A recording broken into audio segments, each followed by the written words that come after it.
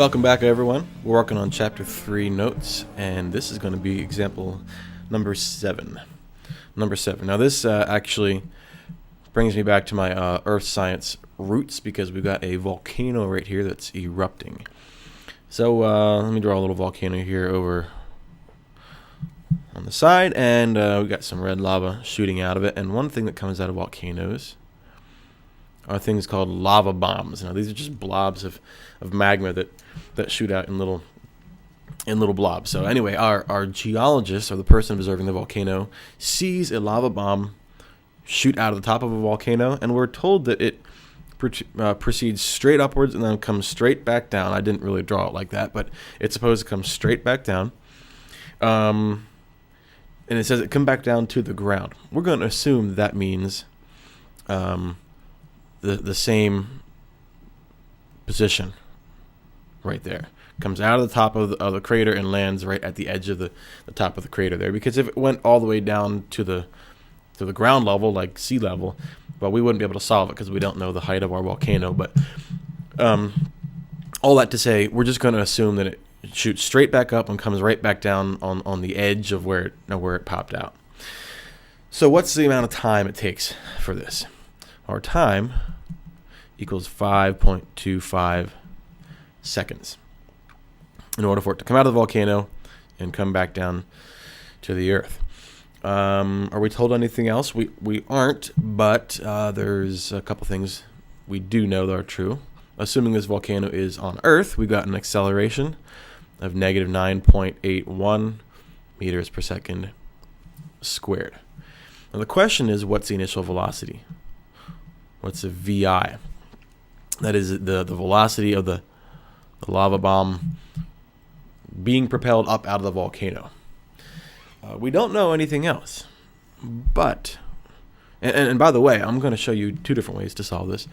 But we can solve this by making an assumption. And that assumption is this: that the initial velocity shooting up out of the volcano is the same thing as the opposite of the negative final velocity where it hits the ground.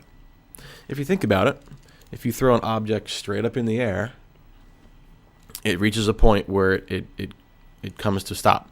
We've got our maximum height, and we know right there our final velocity is 0. So acceleration of gravity causes that thing, as you throw it up, to slow down and slow down and slow down until it reaches 0 right here.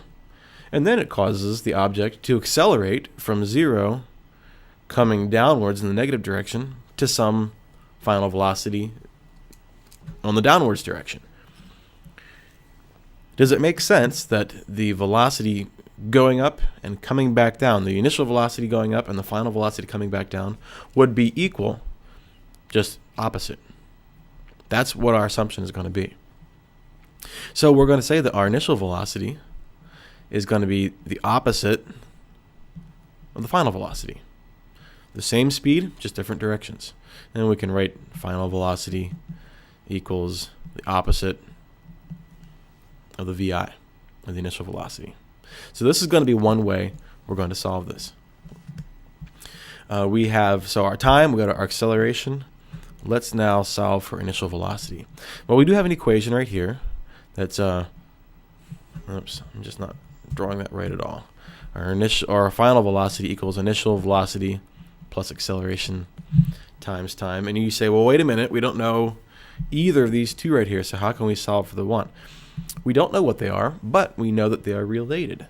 So why don't we take our final velocity and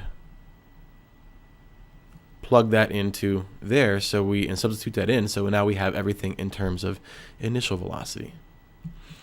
So let's put negative VI in for VF. Negative VI equals VI, that's this right here, plus acceleration times time. Well, we're solving for initial velocity.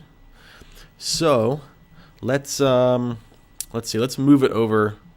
Let's move this one over there. So I'm going to subtract VI from both sides. So we're going to have negative 2 VI equals acceleration times time. Everybody see what I did? I just subtracted this over here, so we'd have minus vi, which is minus 2vi, equals acceleration times time. Well, let's get rid of the negative 2, our initial velocity.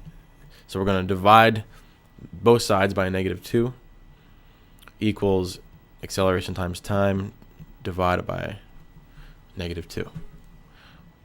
Well, what's our acceleration? That's negative 9.81 meters per second squared times our time, which is 5.25 seconds, and divide that by negative 2.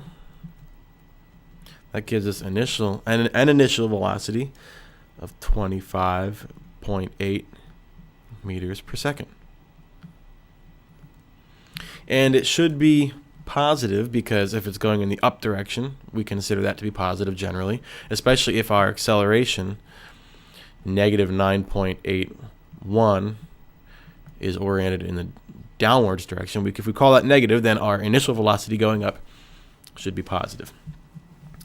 Now, it was also pointed out in, I believe it was our period, I want to say 8, by our very own Alex, that you could do this another way as well.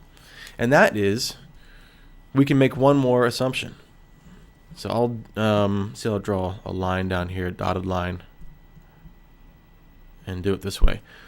We can also assume, or we can conclude, that we have a displacement here as well. What's our displacement? Well, ultimately, if the object goes up and comes right back down to the exact same spot, what's the total displacement of the object? The total displacement is 0 meters.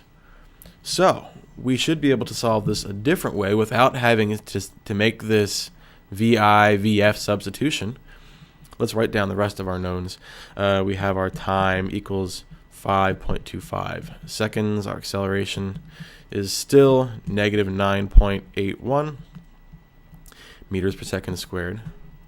And we want to find our initial velocity. Well, we have an equation that does just that as well. We have our displacement being equal to initial velocity times time plus 1/2 times acceleration times time squared. So let's get the VI all by itself, because we want to solve for that. So I'm going to subtract 1/2 AT squared. That is all of this from both sides. So that will go over to the other side of the equal sign. So delta y minus 1/2 AT squared equals initial velocity times time. And then I'm going to divide both sides by time and set everything equal to initial velocity. I'm gonna put it up here.